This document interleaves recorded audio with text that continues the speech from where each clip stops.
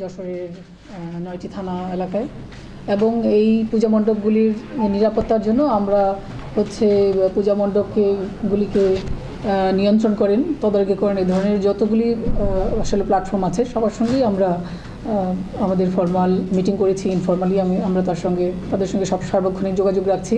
তো আমাদের যে নিজস্ব একটা ব্যবস্থাপনা আছে সেটাই মূলত আমরা আজকে আপনাদেরকে বলবো।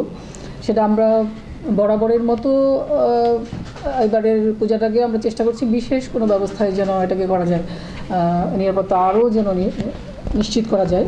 তো আমরা যে 706টি পূজা মণ্ডপ রয়েছে সেই মণ্ডপগুলিকে আমরা মূলত 4টা সেক্টরে ভাগ করেছি শুরুতে।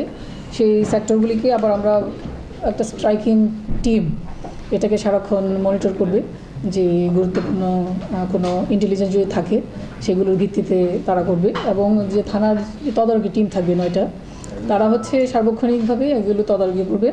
আমরা এক্ষেত্রে হচ্ছে আমাদের মোবাইল থাকবে হচ্ছে 40টি এবং হন্ডা মোবাইল, আমরা মোটরসাইকেল মোবাইলের ব্যবস্থা রেখেছি এবার 172টি।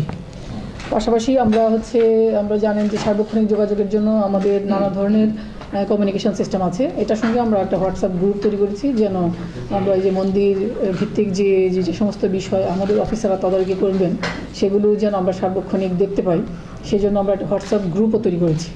এছাড়া আপনারা জানেন যে ইতিমধ্যে যে আমরা মন্দিরের যে ব্যবস্থাপনা কমিটিগুলি আছে ওনাদের সঙ্গে আমাদের কথা হয়েছে যে ওনারা সার্বক্ষণিক একটা ভলান্টিয়ার, এটা আমার ধারণা গত বছরও ছিল, এবছর আমরা এটা যেন একদম রাত্রিকালীন যে তদারকি সেটাও যেন নিশ্চিত করা হয়, এ ব্যাপারে আমরা জোর দিয়েছি।